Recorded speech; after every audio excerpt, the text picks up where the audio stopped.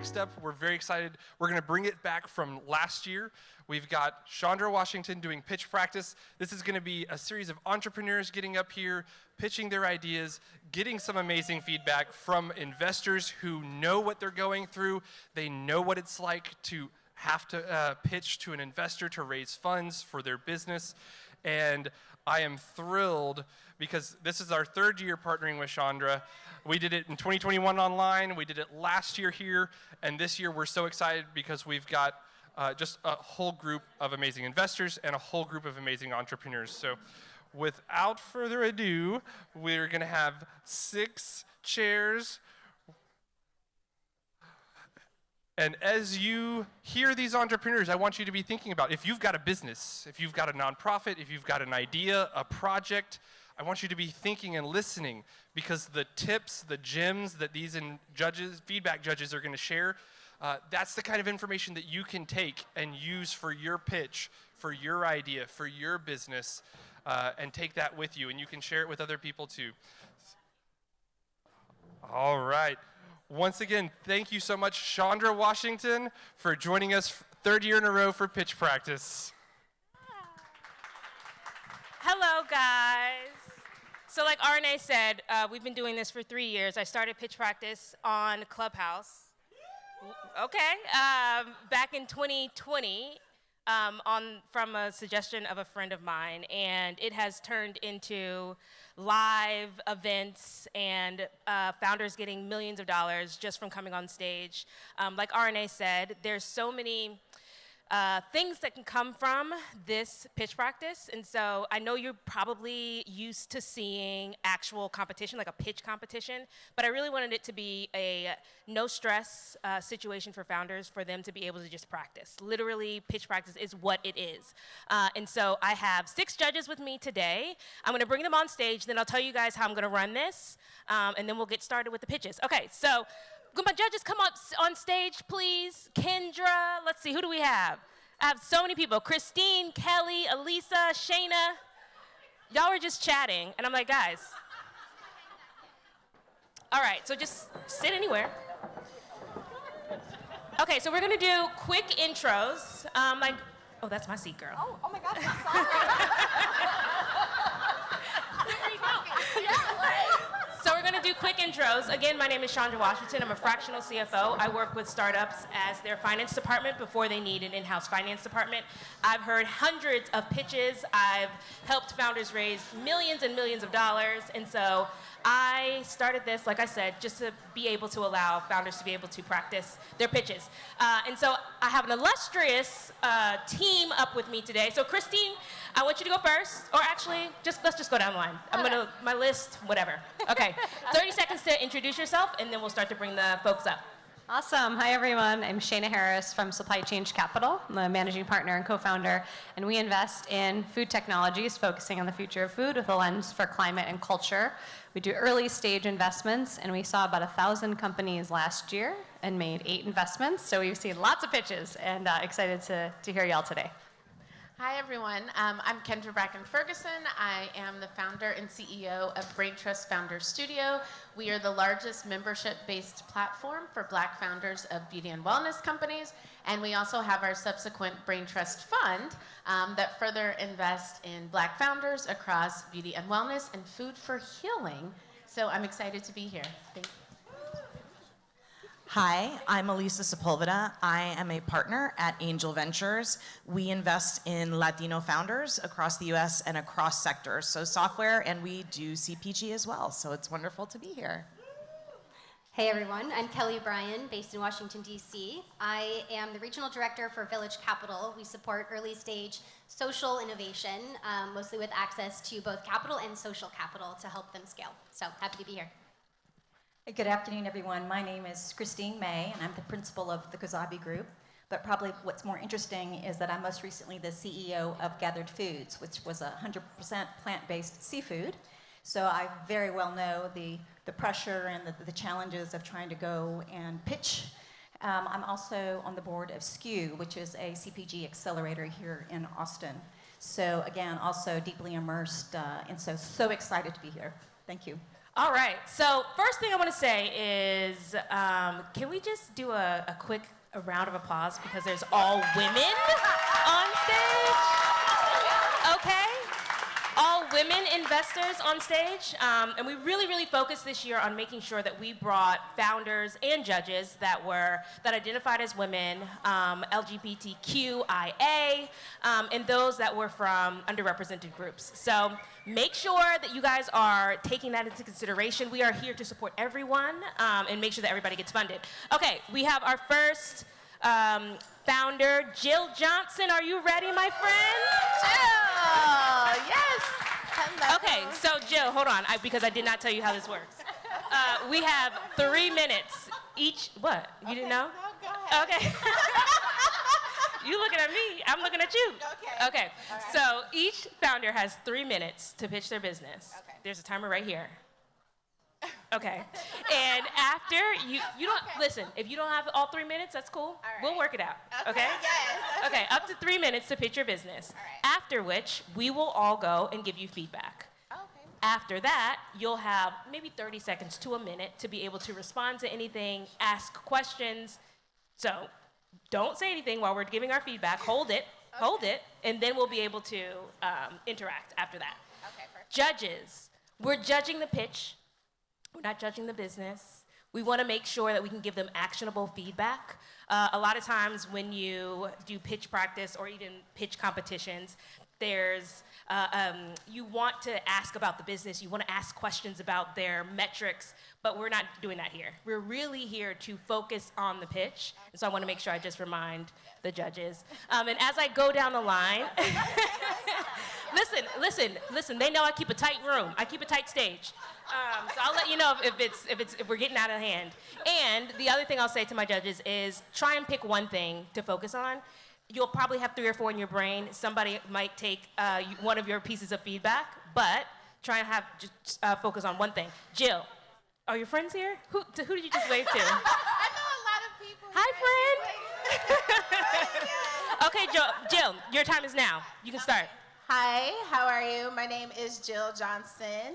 I moved here from California, and currently I'm in the Texas Hill Country. So what my business is Swig Consulting. We are a boutique style consulting firm that consults in the space of wine, spirits, and specialty food.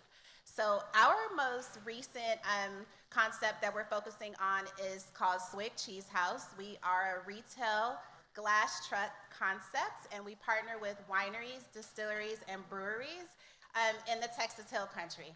Why the Texas Hill Country? Because, if you all didn't know, the Texas Hill Country is the second most visited wine country in the U.S., which means, moving from California, I want to replicate what the leaders do, correct? Texas has the platform, Texas has the wine. The wine has gotten better over the past, we moved here in 2014. So I've seen a niche to open an artisan shop during COVID.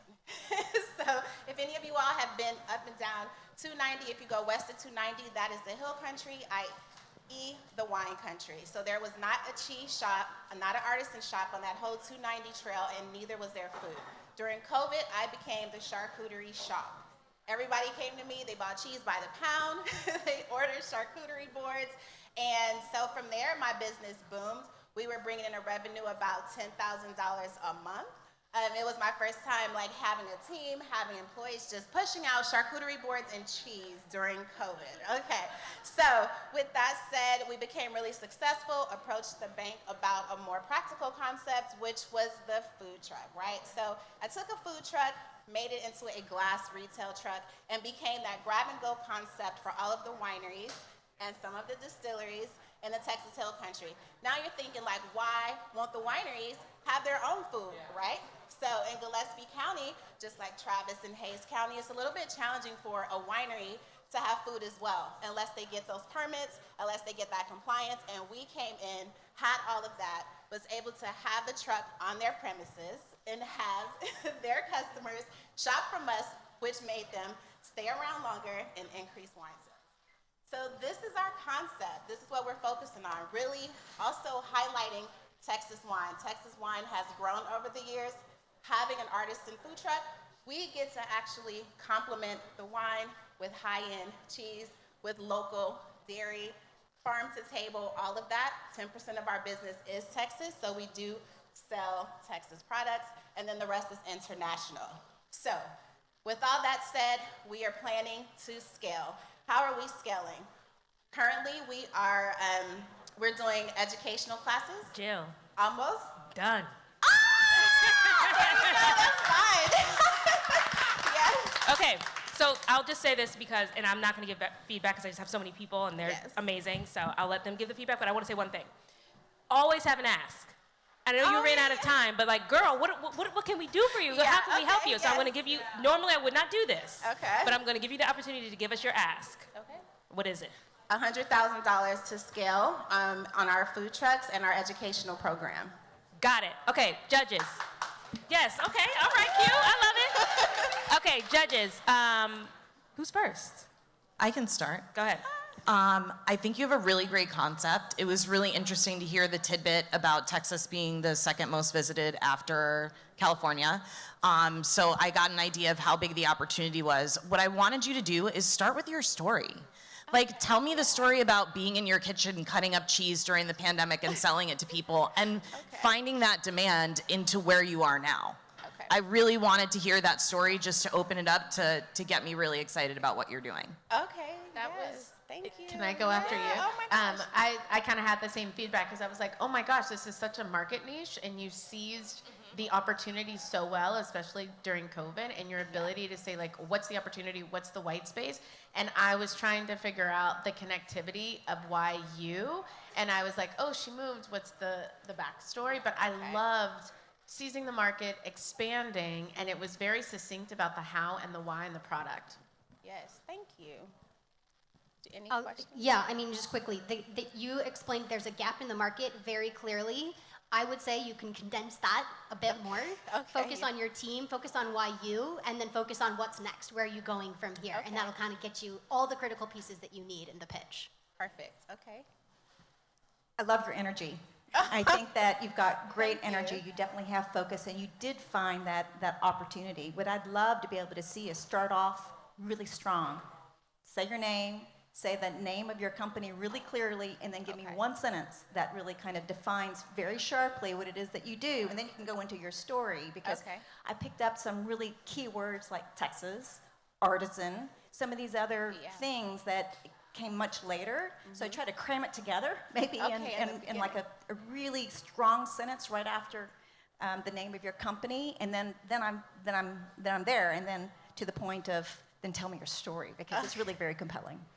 Yeah, and then I know you got to get to $100,000 and what's it going to get you and why. Yes. So it would be really helpful to understand what that $100,000 enables. So I want. Hold on now. Jill. Yeah, that's right. I'm sorry. I wasn't listening. No, Okay. it's fine. All right. But I just want to make sure. So now that we've all gone through our feedback, I want you to be able to either respond to anything that you've heard, which you started to already. Okay. But if you also have questions, then you can do that now. So now you can say whatever it is, what you're going to do with that $100,000. Now's the time. Okay, so with $100,000, we are going to tighten up our retail truck experience. And also, we have an app. It's a consumer experiential app for customers that come to the wine country, and they want to know what to eat while they're going to these different wineries. So that's a key component of our data analytics, as well as keeping our customer base. Why did you bury the lead? Why did you bury the lead? Why didn't we hear about this during the pitch? The app is even more interesting to me. Honestly, the app is more interesting to me because as an investor, I love those margins. Oh, yeah. So yeah. look, I don't think there's a lot of people putting stuff together in terms of resources while people are out in Texas Hill Yeah. Country. And if you're capturing that information on an app, man, you should have talked about that. She said data. I was like, wait, data and customers, and it's all in the app, and they're like, Yes, but it's a whole culture. So thank you, Jill. And are you getting emotional? No, I thought you were getting emotional. I was like, are you okay? Good feedback. This Yes. is an honor. So I want to say, so that exchange right there is exactly why we did pitch practice is because you just never know what investors want to hear. And so I want to first say thank you for coming on stage and putting yourself out there. And I'll also say that the fact that you came on stage and people are watching that exchange happen, you've helped so many people that you probably don't even realize. So like you've helped yourself, but you've also helped a ton of founders who are in your same situation, who are just now learning how to pitch their business and have all types of parts of their business and they don't know how to talk about them. So kudos to you. Thank you. And thank you for coming on stage. Great job. Bye. Yes, ciao. Okay. Jaya, girl, are you ready? Jaya, oh my God, I'm sorry, Jaya. I'm sorry. Okay, Jaya, do I need to explain how this goes? I think I Okay, got it. 3 minutes. You can start now. All right, thank you. Good afternoon, everyone. My name is Jaya Srivastava. I'm the co-founder and one of the co-founders, along with 2 others in the room, and president of the board of the Nourish Foundation, which is a volunteer-run nonprofit based in Austin, Texas. The mission of the Nourish Foundation is to provide accessible skill development, workforce opportunities, and social support to disadvantaged young adults in the Austin or Central Texas area.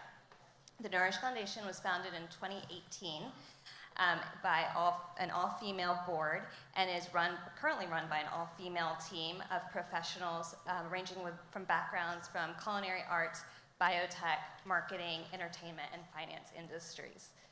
In the spring of 2020, the Nourish Foundation sought to launch our flagship training program, which was the culinary education program. And unfortunately, due to the onset of COVID and the pandemic, we had to table the launch of that program.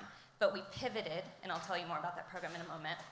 We pivoted with the needs of the local workforce to answer the crisis of healthcare workers. And so we partnered with Central Texas Allied Health to support students going through their program to train as medical technologists and provide them social support so that they could focus on their programs. We did this by providing support for housing, nourishing meals, and reliable transportation so that these young adults could really enter the workforce with confidence. Today, I'm happy to announce that we are hoping to launch the culinary education program very soon by the Nourish Foundation, in which we will provide disadvantaged young adults tuition-free training in the culinary arts. They will achieve certification from US and globally recognized certified federations for the culinary arts. And this program will be led by a female chef, Chef Nicole Viagas, and she will serve as the culinary program director, overseeing the first cohort of 10 students. We are seeking $15,000 to launch this first cohort of students, and this will provide not only the tuition, but the materials needed for the students, as well as any social support that they need so they can focus 100% on their training and enter the workforce with confidence. The other aspect of this is that we encourage not only students to achieve their best, but also for employers to pay living wages. This is becoming increasingly important not only across the nation, but in Austin, as you know, with the increasing costs of living. And so we hope that employers will take these students and invest in them as much as the Nourish Foundation invests in them initially. We don't want our investment to stop there. We invite these students to come back. Jaya, Yes. it's time. All right. Okay, thank you so much for pitching today. Let's give her a hand. Thank you. Let's give her a hand. I was going to say let's give her a high five, but we're not doing that. Okay, judges, thoughts. What do you have for Jaya? I have some thoughts. When you think about either program you described, is there a person that pops to mind who really represents that program for you? Yes. So I would start with the story of that person and talk about the impact the program's had on them, and then give the rest. Because I think there's such a personal angle to this in terms of who you're impacting that would really, I think, draw us in quickly. I think immediately after you tell that story, give us some data. Like, give us some numbers on how many of these individuals exist in the US, and it'll give us an idea of the scale of how big you can grow this. I would have said the same thing Shayna said, start with a really personal story, because this is a really personal issue that you're trying to solve for, and I think that that really resonates, especially as a nonprofit for somebody who would give to a program like that. And this is great. It was really fantastic. I was like, where's my checkbook? I wanted to know a bit more because when you said 15K, I think from an investor perspective, I immediately was like, how many students can you reach, especially when you said tuition and social support? And so I wanted to understand that a little bit better because I was expecting a larger number for the impact of the work you're trying to do. And I think that goes into the numbers and the data because then it felt like we could do so much more if that number was a little bit greater, but I couldn't quantify it against the students. I think that you had some tremendous focus, and you definitely come across as being very credible, very on top of what you're trying to do. And what I would love to be able to see is to channel some emotion behind the story that you tell. Because nonprofits really have to appeal. You got to really kind of pull at the heartstrings, right? So people take out their checkbooks because you're not necessarily saying that I'm going to return this profit, all this money. You're going to be making a difference and an impact. So the tenor, the tone, and just the direction of your voice needs to be targeted at drawing emotion. So, but you've got all of the components. Agreed, definitely have all the components. What are your thoughts for anything that you've heard on stage? 3 minutes is hard to 3 get minutes is all hard. that in. 3 minutes is hard. But I mean, just one anecdote, I think something that really impacted us, what was it, 6 months ago or something, we were at a meeting. One of the students we supported, unbeknownst to us, she needed rent to stay in her program. And we are all full-time professionals as well, and so I finally got to writing the check, and she successfully finished her program. And months after, we ran into the program directors, and the day I wrote the check, she was getting evicted. But because we wrote that check, she was able to stay in her house and stay in the program. Otherwise, she was going to be another number contributing to the attrition of that program. So definitely. That's the emotion. That's it. So what you just came Yes. out, that's the emotion. Exactly, because it's so genuine, it's so authentic. Okay.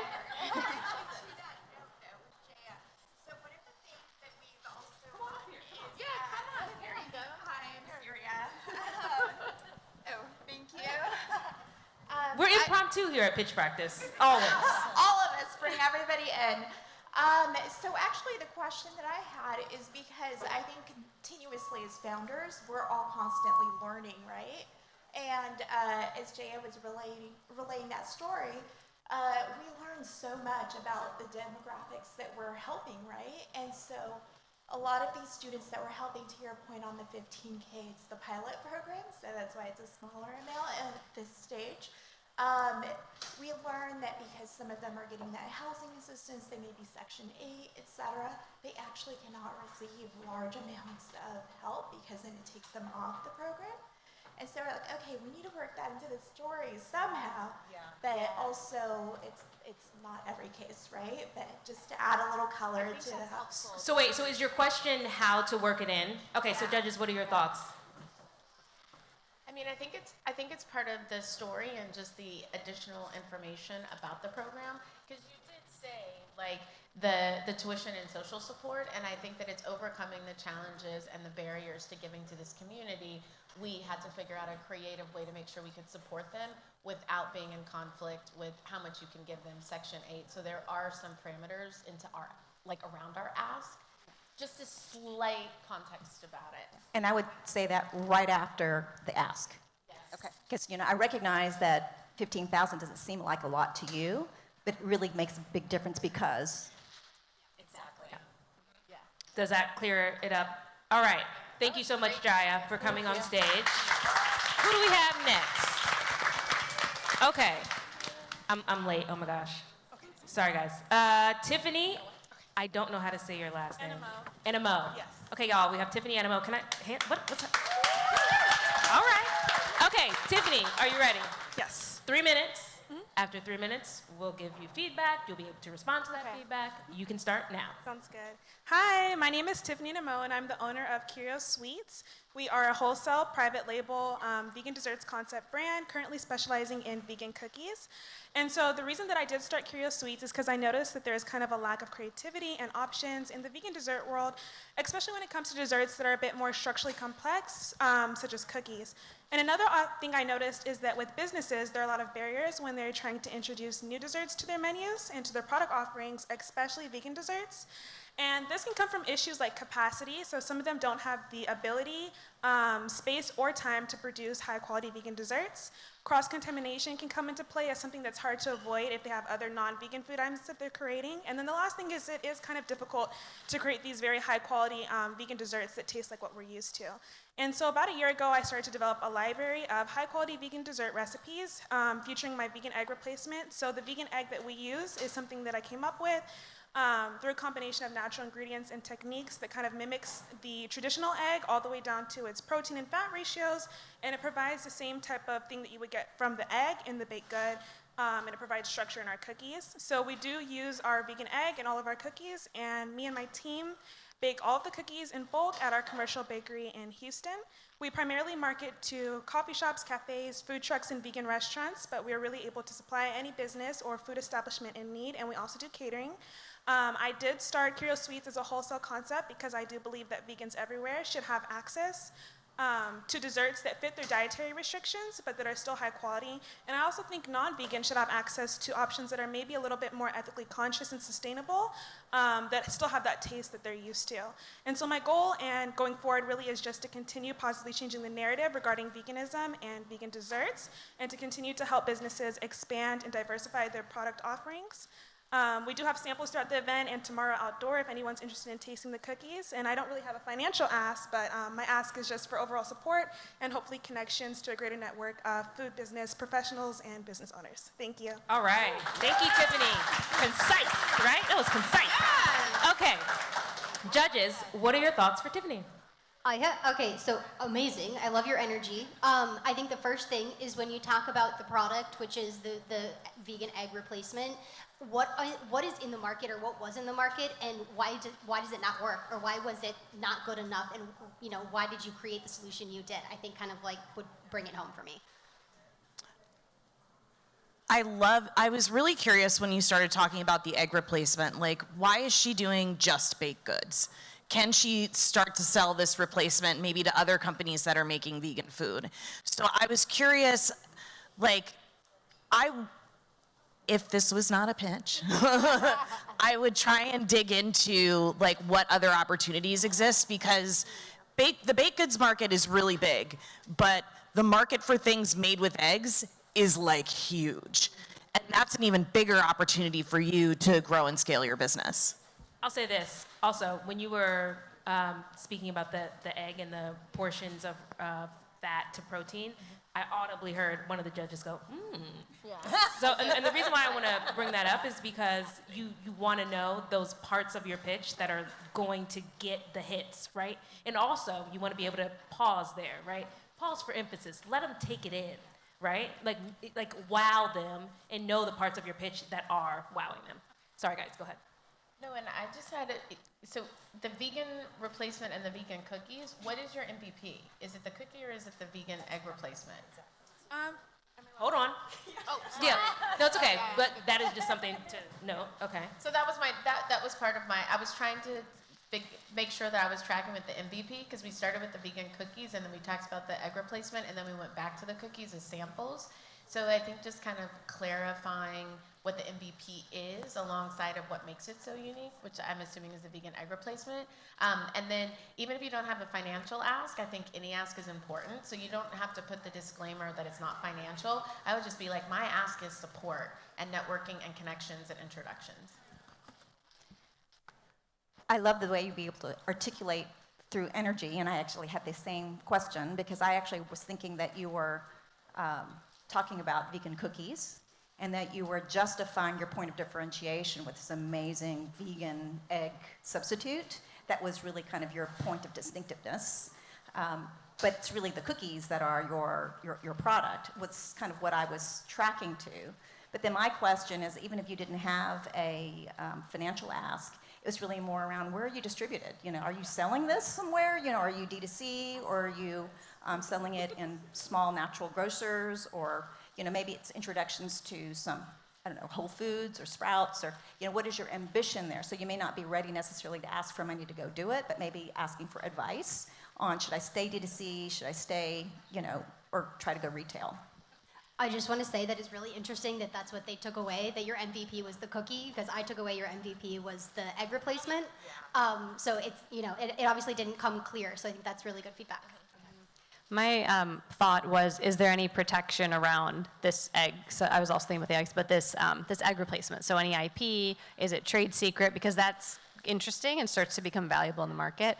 And then I would also say pacing. So you got through it all, but when you slow down, I think you were getting to this, like, emphasize, It is much about the points that are resonating with the audience, so you'll get that over time. But I think if you slow down, you emphasize a little bit, and there's less words, you appear really confident, And you can nail that, because I know you're going fast to get it all in. So just say the next time, cut some of the words out and go a little bit slower. I'm buying this. I just vegan today. I'm vegan now. Where are the cookies? We had some, they're all gone. Oh, That's a good sign. Arnett, That is a good sign. Foot down. This is crazy. The only reason why I say this, and this is like a little bit of a joke, but last year we had someone, they brought us popcorn. I mean, we were eating popcorn on stage. So, but you'll be here tomorrow? Yeah, tomorrow. Okay, so we'll make sure we get cookies tomorrow. You have an opportunity to respond to anything that you heard on stage. I had something to say. Oh, addressing your question, we are a completely B2B business, except for our catering, but that's a smaller percentage. So we do wholesale private label, and so we supply businesses like coffee shops, food trucks, vegan restaurants, cafes, the cookies, for them to resell as their own in their stores. Yeah, and so the vegan egg replacement is supposed to be more of a differentiator as opposed to being our main focus. We do have plans for maybe going into CPG in the future, so that could be an interesting aspect to look at with the vegan egg. For bakeries and different businesses, but we don't have an IP or anything regarding the vegan egg. I might have to look into that, but that's kind of what we do. Call all Yeah. Sounds good. Do it. Yes. All right. Thank you so so much. Tiffany. Thank you so much. Bye, guys. Okay, before we go to the next person, and we're also right on time. I love this for us, and I love this for you. I love this for everybody that's in the audience. Okay, 1 second. I just want to say one thing before we bring on the next judge, or next person that's pitching. I just want to make sure, are we all finding this beneficial for the founders that are in the audience? Perfect. I just want to make sure that we are giving you what you want, right?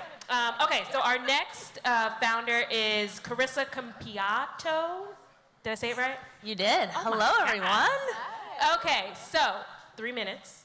Then we'll give you feedback. Then you'll be able to respond to that feedback. Your time starts now. All right. Hello, everyone. Thank you for your time, first and foremost, to the judges and to the audience. My name is Carissa Campeotto, and I am a co-founder at Trendy, with an I.com. I started my upcycling and food rescue journey when I was 25 years old, operating my cold-pressed juice and smoothie bar. And every day, I would be ordering produce, hitting my head against a wall, saying, oh my God, this is getting way too expensive. And so I had, I call her the fairy godmother of food, my mentor at the time, Christine Cavalier. And she said to me, Carissa, you should start juicing misfits. And we did, a lot of them, 40,000 kilos in 1 year, to be exact. We reduced our product costs by 40%, and we were able to pass a savings on to the consumer. In my eyes, this was a win-win situation. Now, enough about me. Let's talk about Trendy. Trendy is designed to do 2 things. Stop food waste at the farm level in agriculture superclusters and feed people. What a simple concept. To date, we have raised $14 million in the last 22 months. We have created 2 new technologies with IP, and we are currently in the process of commercializing our products to the world. We focus mostly on manufacturers who produce for CPG, relief products for those who need nutrition most, and also in our vending kiosks that dispense automated smoothies, fresh to order. How, you're wondering, do we do this? Well, I'm going to share. So Trendy takes and assesses global agriculture superclusters where there's over 3 billion pounds of otherwise wasted fruits and veggies, and we place these macro processors in these superclusters. And inside of our processors, they take a full orange, and when it comes out, the orange has been separated of its skin, its seeds, its pulp, and its biomass. And then we identify commercialization opportunities for a multitude of industries. Right now, our focus is mostly on culinary, so repurposing that pulp. But we got really high margins. I would be happy to talk to you more about that. And we are expanding globally over the next 2 years. That's trendy. Join us. Come help save the world with us and feed people who need it most, as well as the everyday person. All right, thank you, Tiffany. And under time. Very interesting. I'm excited to hear what everybody has to say. Who wants, Shayna? I'll go for it, yeah, because this is exactly the type of pitch we hear. And I love how you brought the story to life, how you explained it in the beginning, and how you were so kind of boots on the ground making the product and saw what the problem was. So very captivating. I want to know what it is you're selling now. There are these machines at these mega centers of produce. Is that the business model on the IP? Is it the end-to-end kiosks where you're selling to consumers? Like, what is the actual business now? Like, I feel like I knew what it was at the beginning, but I don't know what it is now. And then, are you raising money? Are you capitalized? Like, what's your ask? So those would be two things. So the very last thing you said was, we're going to change the world. And so there's an impact element of what you're doing, but I didn't hear it anywhere else in your pitch. So I would love to hear at some point, even if it's very brief, the impact potential, whether that's environmental or social, and it sounds like maybe there's both. So same thing, I think that your message of food sustainability and being able to address these super important social, economic issues right on task. The question is that, what is it that you're going to be using as the vehicle to solve the task? It's very clear in terms of you painted the picture. So it's just, if I'm going to be investing, specifically when I'm going to be investing in it, I know this is not the pitch practice part. I mean, it's the practice part, but it's the question of, so what am I going to be tracking in terms of KPIs later, right? To be able to know whether or not, if I give you money, what is my rate of return going to be? Yeah, so sorry. One second.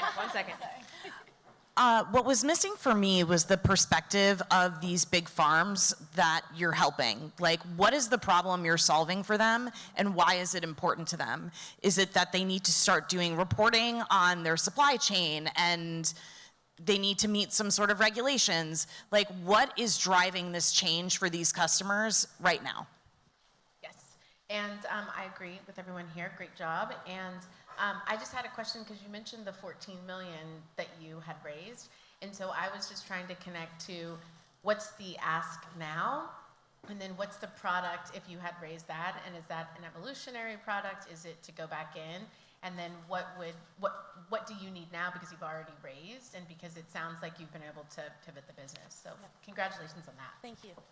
Yeah, so I'll do a quick and try and answer everyone's questions here. Let's talk a little bit about the facility itself. So the facility will produce anywhere from, or will process anywhere from 10 to 100,000 kilos of food per day. So we are working on the masses, and we are working with secured sources. The great thing about our product, especially in the culinary application, is when it comes out of our processing facilities, it comes out 1/10 its original size and weight with all its nutrients still intact in that food. So we are able to redistribute that food to any end of the world if that's our choice. When we think of our ask and where Trendy is going, well, right now we have about 6 global projects at the size in which I just mentioned. We are currently tying up a couple of those projects, and we will be starting deployment over the next year. So mid Q2, we'll be opening our Series A, and it could be anywhere from $10 to $30 million, depending on what happens in the next month. Amazing. Thank you so much, Tiffany, for coming. Yeah, thank you. Thank you. Congratulations. We're at 4 o'clock. What? We're at 4 o'clock. It's okay, just keep going. You still have time. All right, I love it. You got 22 Okay, I didn't know if I was, okay, that's fine. Let's do this. All right, Vanessa Small. All right, can we get a hand for Vanessa Small? Okay, Vanessa, 3 minutes. Okay, you can start. Okay. Hello, my name is Dr. Vanessa Small, and I am the founder and CEO of Alchemy Bio, where we make cultured products delicious by design. I am a trained biochemist, and I've spent the majority of my career making enzymes and proteins for the healthcare and diagnostics industry, and I want to sort of translate that to tackle a new problem, which is sustainable food production. I would say that right now the industry is focused on making products that don't necessarily resonate with customers, and we have one chance to really get it right. If you taste something and it's off, you lose that customer indefinitely. So at Alchemy Bio, we're focused on creating benchmarking standards and proteins that companies can use to make sure that they're hitting their target, and that will allow for their customers to have products that they actually enjoy. This is focused on creating the right flavor profile, so creating analytical standards. It's a very technical solution, analytical standards that that companies will use to create their cultivated products that are aligned to the traditional agricultural product, if that makes sense. What I am focused on is to build out my technical team, as well as the patent portfolio, and grow my lab space in San Diego. That's my focus right now for my raise. I'm raising an $800K pre-seed raise to build out my first portfolio of standards, and as well as optimizers to fill in the compositional gaps that are uncovered when you do that initial analysis. That's it? That's it. You have so much time, but You have a lot of time. yeah, but it's okay. Yeah. We'll Yes. fill it in. Yes, not a high. I keep saying high five. A round of applause. Yes. All right, guys. So you want to go first? So clearly, a very, very technical proposition, and definitely manned by someone who knows the business. Where I would love to be able to understand is, you state your name, your company, and then give me that soundbite of what it is that you're selling, because you're asking for $800,000, which is a lot of money to expand a lab to do what? So you talked about an analytical portfolio that you wanted to establish, but as a customer, what does that mean? Am I going to get 5 kits of swatches of something, or am I going to get a dropper kind of collection, So what is that standard that you're talking about manifested in a physical kind of deliverable? That's what I was looking for. Fair enough. Nice. Hi.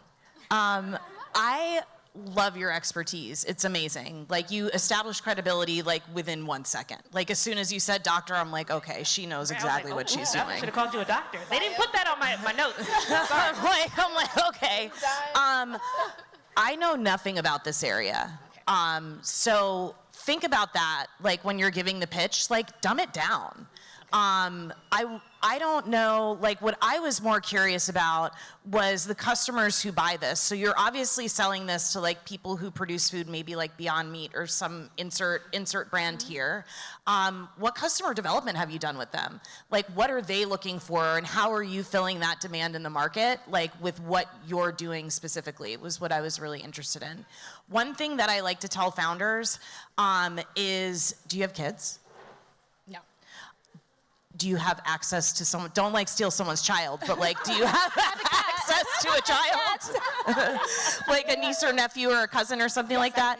Practice your pitch on, like, a 7-year-old. Because if they understand it, I guarantee I will understand it. And oftentimes the 7-year-olds are more poignant in feedback than we can be. So, excellent job. I think that is a great point, because my 8-year-old gives me feedback all the time. And I want to give you my card because we invested in exactly what you're doing. And I actually thought it was interesting because I look at a lot of technical pitches, and we've done a couple of biotech investments, and I thought, oh, our founders could use this. So I think it's really interesting to hear the perspective from somebody with fresh eyes being like, give me the tangible who you're serving. I wanted to know, what's the $800,000 going to do? You talked about the team, but kind of being more specific about what would the milestones be to reach your seed round, so kind of getting that tighter too. But really appreciate hearing that perspective.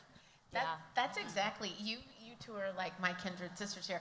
That was a mix of my feedback as well. Like, it was so great how you came out from a credibility perspective.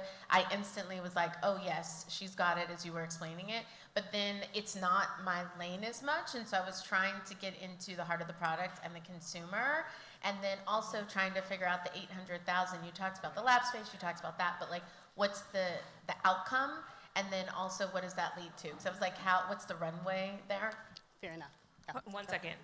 Do you have a question? We have a question from the audience. Oh, come on. Ooh, come on up. Again, impromptu. Is this for Vanessa? It is. Do you I don't know mean her? to interrupt. I know I don't. Okay.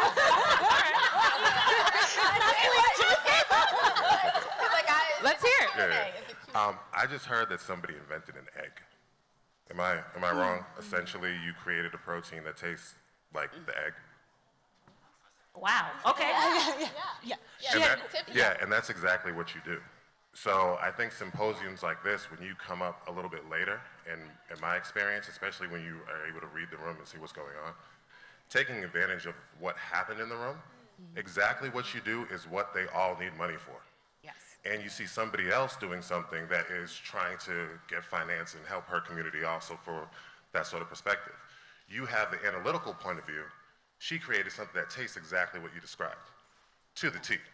Yeah. So in that case, you don't have to ask for the number that you look for. They have a bigger budget. I know your budget's bigger than $150,000. Okay, you can smile if you want, I know. And you could go and tell them, not only am I doing the aspects of those particular analytics, but what they're looking for. Your real ask is, I'm gonna make your investors money. And I'm gonna do it this way. And look how creative we are by what's going on in the panel. I love it. You have an egg. Celebrate. Yeah, I know. Thank you. RNA. That was awesome. We have so many people. Okay. What are your thoughts? We have one more judge. The only thing I was going to say, yes sorry. to everything, yes to that. I love kind of bringing it full circle and pointing back to somebody else's example. Love that. I was just going to say, I loved the moment when you said you have one time to get it right. Yeah. And immediately I was like, this is a problem we have to solve for. Yeah. You know? That was good. Appreciate that. Thank you so much for all the feedback. Amazing. The point I wanted to make around the tangible product, it is an actual analytical standard that gets run in an instrument, and I can try to do a better job of like getting the technical side out of it and just kind of explaining the product. So, yeah. I love that. Thank you so much. Appreciate it. Great job. Thank you. And thank you to our audience members for joining in.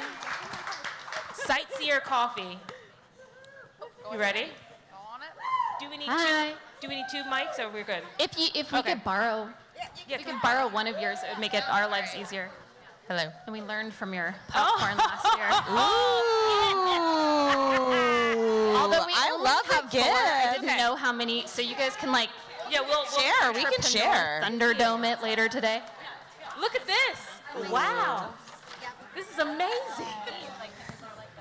All right, so you guys, you've been here, you've been sitting there the whole time, so you know how. Yeah. Let's 3 hope. minutes. Okay, so you guys can start now. All right, hi. We are, I'm Sarah, this is Kimberly. We are Sightseer Coffee Roasters. You've been drinking our coffee, hopefully back there. We are a women-owned, queer-owned coffee roasting company here in Austin. Thank you. We got started because we love coffee. We've collectively been in coffee for over 12 years, so it's just our passion. And we saw a really big problem in the supply chain that we wanted to fix, which is namely the utter lack of gender equity. When we would go to coffee farms, you go and you look in the fields and there's just a million women picking the harvests and doing all the manual labor, and you go talk to the managers and the owners and it's all dudes, it's all men. And we did not like that and we wanted to change it. First of all, the problem is when that's the situation, you're not getting as much money invested into communities. The UN has done really good research about when women have more decision-making power, there's more investment in sustainability initiatives, in environmental initiatives, and you get better outcomes for communities, and that's something we wanted to be a part of. To address that problem, we started Sightseer Coffee Roasters. Sightseer sources exclusively from women farmers and producers at origin, and not only do we source exclusively from women, but we also pay a fair price for their product. On average, we pay double the certified fair trade market price. We do that so that we can help ensure that our farming partners gain access to healthcare and education and to build a sustainable future in coffee. The specialty coffee market right now is booming. Millennials and Gen Z love their coffee. They also are more invested in buying specialty or gourmet coffee. There's research from the National Coffee Association around that. And they really want to align with companies that have values like them. So they're very sustainability minded, very value driven. So we really think that Sightseer is perfectly poised to meet that market where they are. First of all, we can hit them with the impact of like, our bags are super cute and our coffee tastes really good. And then we are aligning with them on those values so we're able to maintain their market share. So Sightseer has been operating for a little over a year, and we've grown about 27% in our total sales compared to the first quarter of 2022 and now. We've done that mostly through grassroots and word-of-mouth efforts. And we did that for a reason. We really wanted to get our coffee products right and farming partners right so that we could scale well. So on to our ask. Yes, I was just going to say. What we are looking for is access. We want Sightseer in more homes, more cafes, more grocery stores. So if you are someone who has knowledge of or access to distribution channels, we want to talk to you. On top of that, we're looking for about 80K so that we could hire a sales and marketing person and also increase our capacity for bringing in green coffee. Thank you very much. All right. Thank you guys so much for coming. Okay, judges, thoughts?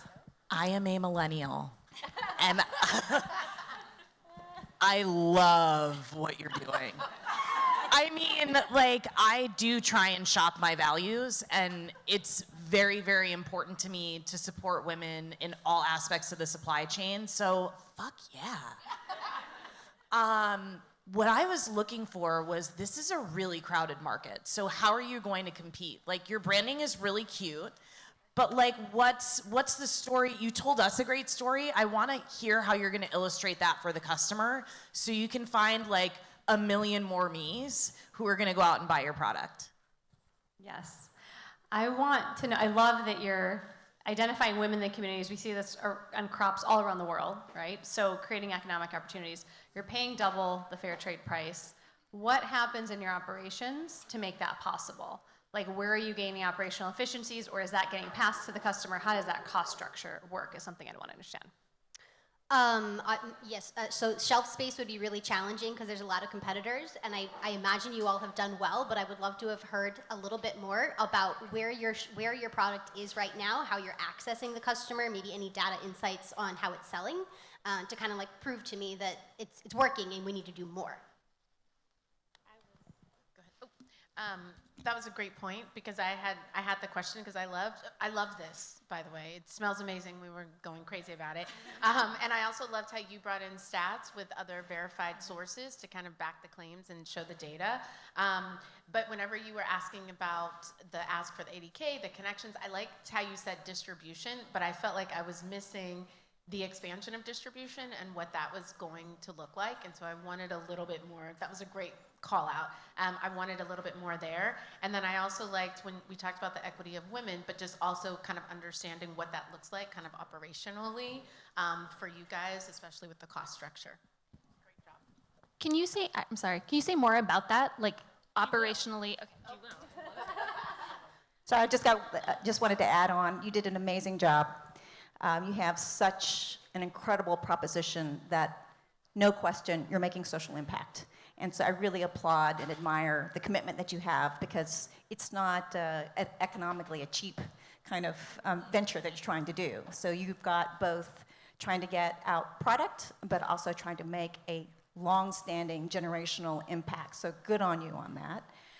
Where I would love to be able to see is, as you bring in the story, Sightseer definitely must have some kind of meaning to you. And I think that that can help really crystallize how you're going to be different, because you can use that as a jumping off point to say, we have Sightseer because it means XYZ, ABC. And our products are so much better because they're differentiated by ABC. And then finally, you know, when you want your ask, just maybe prioritize. You know, I want to be more homes, more cafes, more retail stores, but what's the first one that you want to be in? Great job. So now you can respond, you can ask your question that you had. Yeah, I was just wondering if you could say more about the knowing about the gender equity impact operationally. Like, what are you looking for? Yeah, so I loved how you guys, I believe you had the increase of 27%. And so I was trying to figure out, did that come because you changed operations? Was there some type of a hiring that you do? I know that you said you were working with the all-women growers. I was just trying to get a little bit deeper into what made that up, because the impact piece is so great, but usually it's more expensive to have more impact because you have to do much more sourcing. Your operation has to change. You have to identify the right people, but that's not what I'm listening to Shondra. Chandra's like that. No, I was actually, so thank you for that. And I also want you to expand on your point, because I think that kind of dovetails. So go ahead. Yeah, so definitely dovetails. So you're paying twice the price. What happens to the whole stack of costs, right? Just really understanding, because by saying that, again, with the social impact being so great, some distributors or buyers could be like, well, how are they going to compete? Because this is a thin margin business. Any other questions that you guys had for the team? No. I mean, I can speak to the... Please. Okay. I think that what a lot of people don't realize is how expensive coffee is, and that we should all be paying more for it. And I think that's a point that we're making with our brand, and we're telling people why. And that's a really powerful impact. And when we're able to talk to a customer, when we're selling at a farmer's market, they hear the story and they buy the bag immediately. Or they're drawn to us by the design, and then they buy the bag whenever we tell them what the story is behind it and why our coffee is more expensive. And the growth comes from that increase in sales because we're able to get in front of people. We got into a farmer's market that were there every Saturday. Not us personally anymore, because we were able to hire somebody part-time, thankfully. But that kind of thing, when we're able to get our story across, our sales go up pretty quickly. And you're local to Austin? Yes. Yeah, we're not that much more expensive. Have you met the guys from Wonder Kicks, the cookie company? I know, I love them so much. Let's talk afterwards. I'll get you guys an introduction. They started their company from a farmer's market. Their brand is incredible, and they're at over 5 million in sales. That sounds lovely. In a couple of years. Yeah, so we like that. I think you'll learn a lot from them in terms of the branding side to be able to tell that story. And RNA, who's right over here, can probably connect you with Wonder Kicks guys. They're awesome. Hans and Luis. Okay, Sightseer, thank you so much for coming. Thank you so much. Such a great job. Do I have just 1 second, or are we done? Okay. So I just wanted to, say thank you to all of the founders that came. Can we give them a round of applause? And then I also want to thank everybody on stage today for coming and giving your feedback and giving your energy.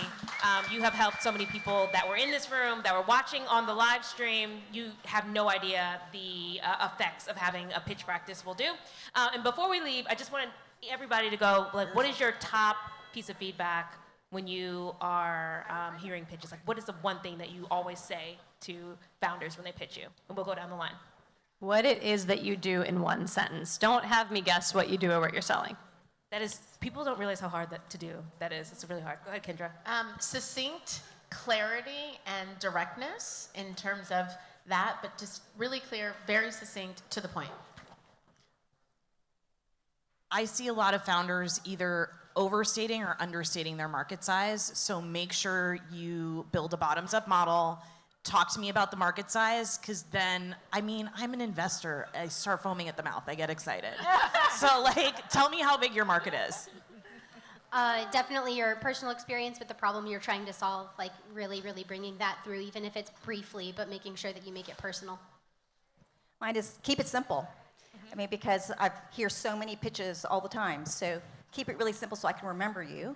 And then make sure that you are telling me what your point of differentiation is. So how are you being distinct versus anybody else that I'm listening to? And mine is always have an ask. I don't think you realize how many people come to us and they pitch their business and then, well, why are you here? Do you need customers? Do you need advisors? Do you need money? Mostly it's money, but if you don't tell me you need money, then I don't know how I can help you. So make sure that you have an ask and that it's very clear to what that ask will be used for. I think we're done. Thank you all for sitting through this hour.